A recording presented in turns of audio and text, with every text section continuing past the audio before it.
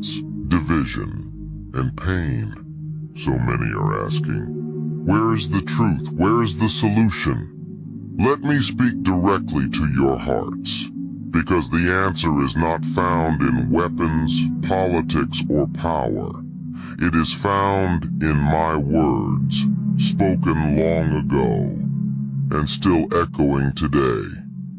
You may think this is just about borders or ancient conflicts, but my message transcends all of that. This is about the hearts of people, both Israeli and Palestinian, and it is about the path I laid out for peace, justice, and reconciliation. But are you ready to hear the truth? Today I speak to you not in the language of politics or human conflicts, but in the eternal truths of the Word of God. Because only in my Word can you find true understanding. The land of Israel is not merely a geographical location. It holds a significant place in the story of redemption. I chose Abraham, Isaac, and Jacob as the patriarchs of my people. I led Moses to free the children of Israel, and through them I revealed my covenant. Israel was the land where I was born, where I walked, taught, performed miracle, and where I laid down my life for the salvation of all. But understand this. The land is not about one group or another claiming ownership based on human rules or borders. It is a land where my promises were fulfilled. My death and resurrection have brought the promise of salvation not just to Israel but to all nations. The message of my kingdom transcends borders, races, and nations. My heart is for the reconciliation of all peoples, for I have made each one in my image. Many of you ask, why is there so much conflict over this land? I tell you, it is because the forces of darkness seek to distort my message. Israel, Palestine, and the entire Middle East have been drawn into the enemy's web of division, hatred, and misunderstanding. This is not my will. I came to bring peace, not the sword. In Matthew 5:9 I said, "Blessed are the peacemakers, for they shall be called the children of God." This is my command to you as my followers. Be peacemakers. You are not called to choose sides in a political battle. You are called to carry my message of love, peace, and reconciliation. The truth that many have forgotten is that this conflict is not just about territory. It is about hearts. The scriptures speak of Israel as my chosen people, but do not misunderstand what this means. The promise I gave to Abraham was a blessing for all nations, Genesis 12:3. The blessing of Israel was always meant to spread beyond the borders of one nation, and through me that promise has been fulfilled. In the book of Isaiah 49:6 it says, "It is too small a thing for you to be my servant to restore the tribes of Jacob and bring back those of Israel I have kept. I will also make you a light for the Gentiles, that my salvation may reach to the ends of the earth." My salvation is for all peoples, Jews, Palestinians, and every nation on this earth. The land is important, yes, but more important are the souls of those who live there and the role you play as my ambassadors of peace. You, my followers, must not be drawn into hatred or division. Many look at this situation and ask, whose side are we on? Is God on the side of Israel or Palestine? But I tell you, I am on the side of justice, mercy, and truth. I am on the side of every person who seeks me and follows the command I gave to love your neighbor as yourself.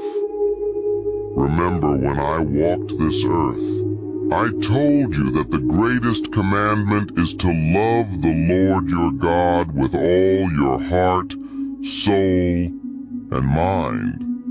And the second is like it, to love your neighbor as yourself. Matthew 22:37-39. Who is your neighbor? The answer is clear: everyone. In the parable of the Good Samaritan, Luke 10:25-37, I showed you that your neighbor is not defined by their nationality, race, or religion. You ask, what is the solution for Israel and Palestine? The solution lies not in governments or armies, but in the hearts of my people. As long as hatred, bitterness, and pride rule in the hearts of men, there will be no peace. But when my spirit moves within you, when my love is poured into your hearts, you will see that no human boundary can separate those who are truly my children. In Ephesians 2:14-16 it is written, For he himself is our peace, who has made the two groups one and has destroyed the barrier, the dividing wall of hostility, by setting aside in his flesh the law with its commands and regulations. His purpose was to create in himself one new humanity out of the two, thus making peace, and in one body to reconcile both of them to God through the cross, by which he put to death their hostility. I came to break down the dividing walls. I came to bring peace where there was hostility. This is the message of my kingdom. So my children, when you think of Israel and Palestine, remember this: I am the Prince of Peace. The land may be contested, but my kingdom is not of this world. John 18:36. My kingdom transcends borders, tribes, and languages. I call you to pray for the peace of Jerusalem, but not only for Jerusalem. Pray for the peace of all people. You are my ambassadors. Your mission is not to fuel division, but to reflect my love and truth in a world torn by conflict. Let your words, your prayers, and your actions bring healing, not harm. For the day will come when I will return, and all nations will bow before me. On that day, there will be no more war, no more pain, no more division, only peace in my presence. Until then, go and be peacemakers. Love as I have loved you. Forgive as I have forgiven you. And remember, my kingdom is within you. And through you, I will bring peace to this world. My beloved children of Israel, the land where I walked, the land of your ancestors, the land of promise. This land has seen so much pain, so much bloodshed. I understand your history, your struggles, your fears, but hear my words now, for they are spoken out of love. You are called to be a light to the nations, not to be the cause of more darkness. You who have known persecution, you who have experienced exile and suffering know well the weight of oppression. Do not let that pain lead you to inflict the same upon others. I have called you to be a people of mercy and justice, not of destruction. Remember my words in Matthew 5. Blessed are the merciful, for they shall receive mercy. Blessed are the peacemakers, for they shall be called children of God. It is not in the power of your weapons that you will find security, but in the power of my peace. I came to break the cycle of violence, to bring healing to the brokenhearted, to proclaim freedom to the captives. And I say to you now, stop the attacks, cease the violence, and turn your hearts to me. For when you choose peace, you choose me. When you love your enemies, you follow my example.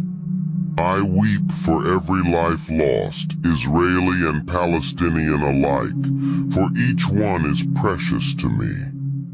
Every drop of blood shed in this conflict grieves my heart. But there is a path forward, a path of forgiveness,